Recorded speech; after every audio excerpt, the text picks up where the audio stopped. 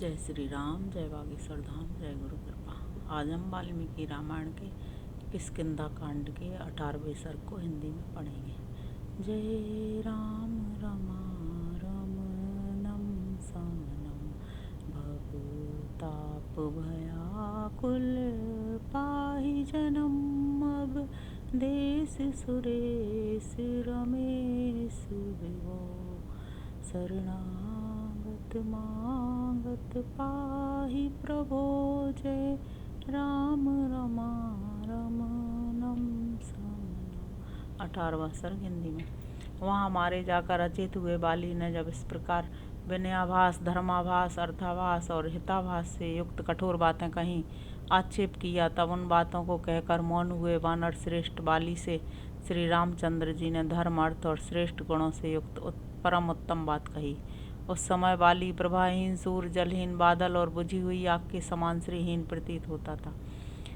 वानर धर्म, अर्थ, काम और लौकिक सदाचार को तो तुम स्वयं ही नहीं जानते हो, फिर बालोचित अविवेक के कारण आज यहाँ मेरी निंदा क्यों करते हो।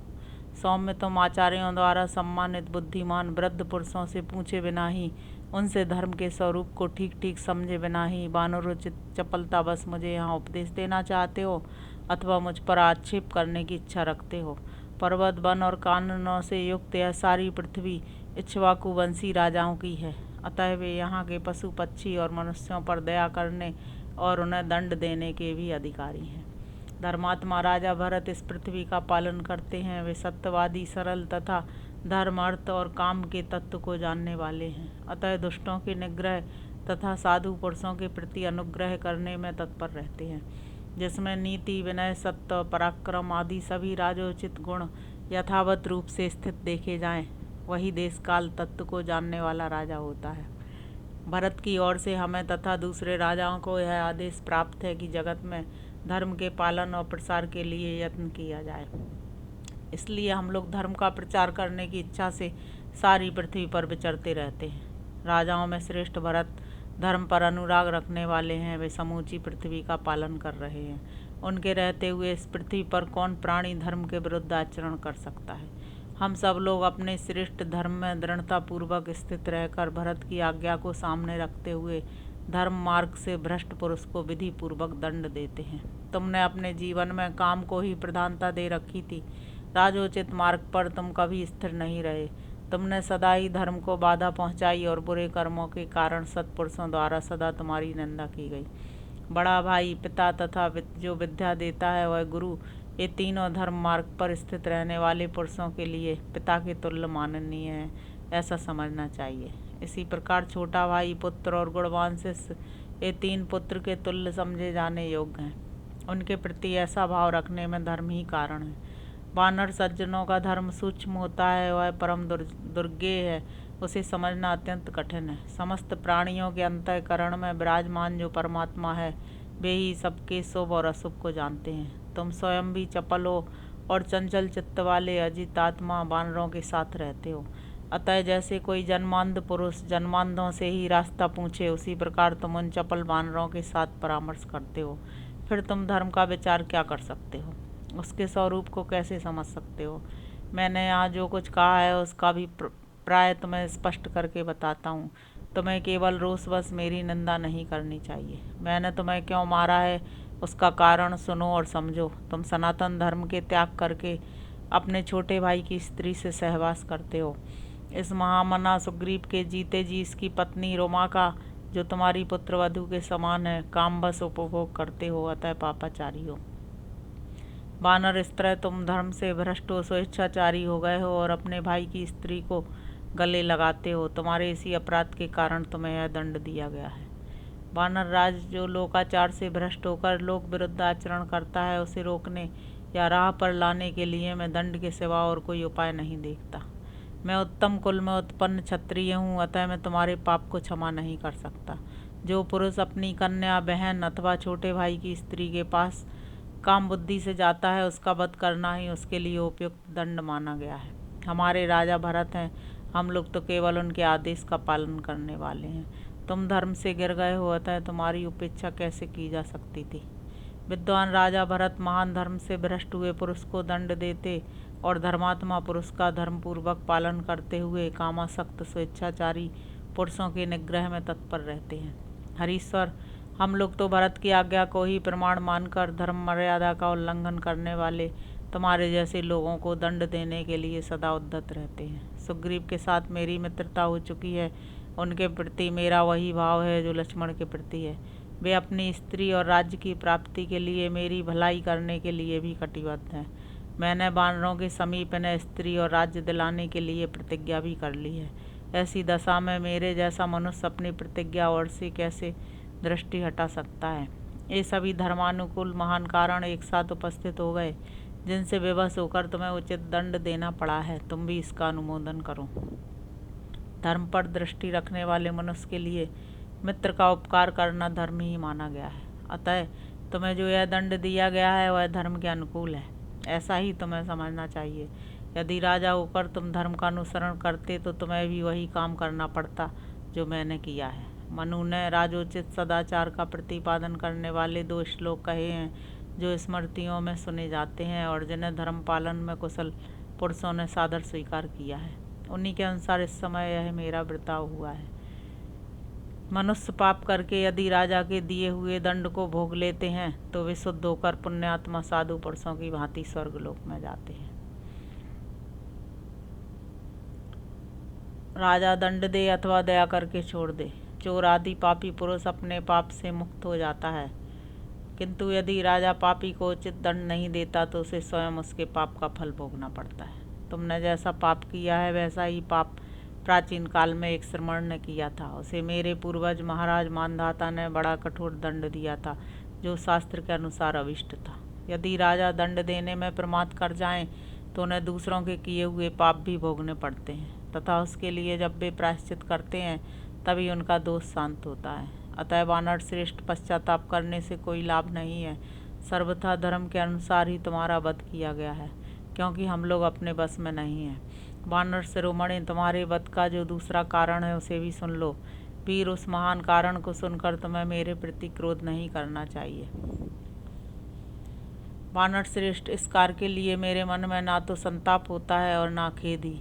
मनुष्य बड़े बड़े जाल बिछाकर, फंदे फैलाकर और नाना प्रकार के कूट उपाय करके छिपे रहकर सामने आकर बहुत से मृगों को पकड़ लेते हैं, भले ही वे भयभीत होकर भागते हों या विश्वस्त होकर अत्यंत निकट बैठे हों।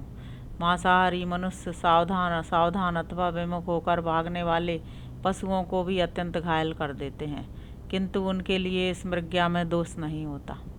वानर धर्मज्ञ राज ऋषि भी इस जगत में मृग्या के लिए जाते हैं और विविध जंतुओं का वध करते हैं।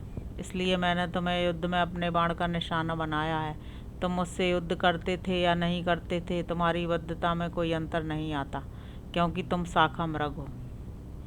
वानर श्रेष्ठ, राजा लोग दुर्लभ धर्म, जीवन और लौकिक अभ्युदय के देने वाले होते हैं, इसमें संशय नहीं आता। उनकी हिंसा ना करें, उनकी निंदा ना करें, उनके प्रति आक्षेप भी ना करें और ना उनसे अप्रिय वचन ही बोलें, क्योंकि वे वास्तव में देवता हैं जो मनुष्य रूप से इस पृथ्वी पर विचरते रहते हैं। तुम तो धर्म के स्वरूप को ना समझकर केवल रोष के वशीभूत हो गए हो, इसलिए पिता पितामहों के धर्म पर स्थित रहने वाले मेरी निंदा कर रहे हो। श्री राम के ऐसा कहने पर बाली के मन में बड़ी व्यथा हुई। इसे धर्म के तत्व का निश्चय हो गया। उसने श्री रामचंद्र जी के दोष का चिंतन त्याग दिया। इसके बाद वानरराज बाली ने श्री रामचंद्र जी से हाथ जोड़कर कहा, नरश्रेष्ठ, आप जो कुछ कहते हैं बिल्कुल ठीक है, इसमें संशय नहीं है। आप जैसे श्रेष्ठ पुरुष को मुझ जैसा निम्न श्रेणी का प्राणी उचित उत्तर नहीं दे सकता। अतः मैंने प्रमादवश पहले जो अनुचित बात कह डाली है उसमें भी आपको मेरा अपराध नहीं मानना चाहिए।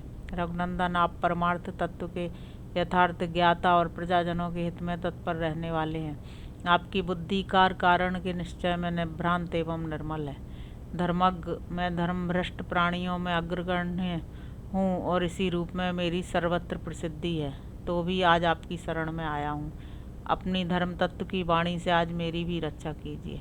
इतना कहते कहते आंसुओं से बाली का गला भर आया और वह कीचड़ में फंसे हुए हाथी की तरह आर्तनाद करके श्री राम की ओर देखता हुआ धीरे धीरे बोला, भगवान, मुझे अपने लिए, तारा के लिए तथा बंधु बांधवों के लिए भी उतना शोक नहीं होता है जितना सुवर्ण का अंगद धारण करने वाले श्रेष्ठ गुण संपन्न पुत्र अंगद के लिए हो रहा है।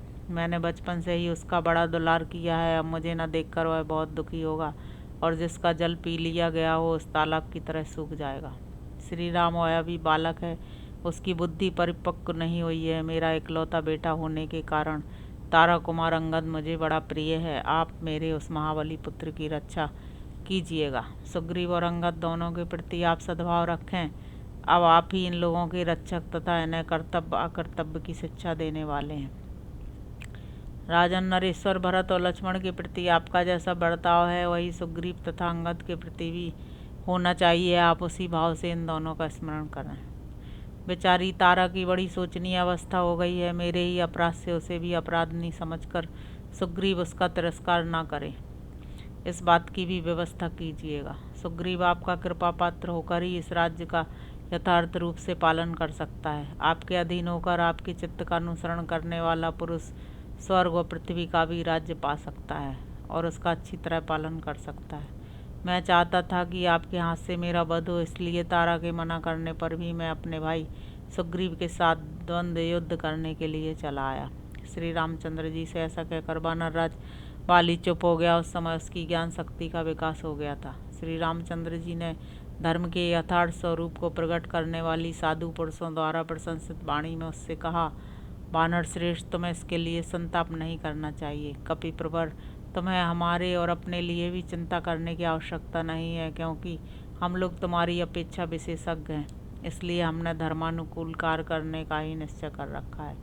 जो दंडनीय पुरुष को दंड देता है तथा जो दंड का अधिकारी होकर दंड भोगता है, उनमें से दंडनीय व्यक्ति अपने अपराध के फल रूप में शासक का दिया हुआ दंड भोग कर तथा दंड देने वाला शासक उसके उस फल भोग में कारण निमित्त बनकर कृतार्थ हो जाते हैं।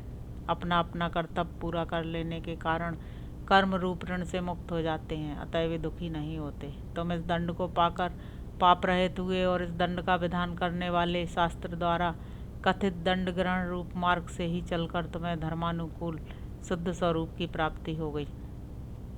अब तुम अपने हृदय में स्थित शोक मोह और भय का त्याग कर दो। वानर श्रेष्ठ, तुम देव के विधान को नहीं लाग सकते। वानरेश्वर कुमार अंगद तुम्हारे जीवित रहने पर जैसा था उसी प्रकार सुग्रीव के और मेरे पास भी सुख से रहेगा, इसमें संशय नहीं है। युद्ध में शत्रु का मानमर्दन करने वाले महात्मा श्री रामचंद्र जी का धर्म मार्ग के अनुकूल और मानसिक शंकाओं का समाधान करने वाला मधुर वचन सुनकर वानर बाली ने सुंदर युक्ति युक्त वचन कहा। प्रभु देवराज इंद्र के समान भयंकर पराक्रम प्रकट करने वाले नरेश्वर, मैं आपके बाण से पीड़ित होने के कारण अचेत हो गया था, इसलिए अनजान में मैंने जो आपके प्रति कठोर बात कह डाली है उसे आप क्षमा कीजिएगा। इसके लिए मैं प्रार्थना पूर्वक आपको प्रसन्न करना चाहता हूँ।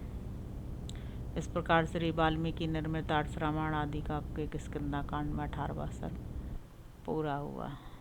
जय श्री राम, जय बागेश्वर धाम, जय गुरु कृपा।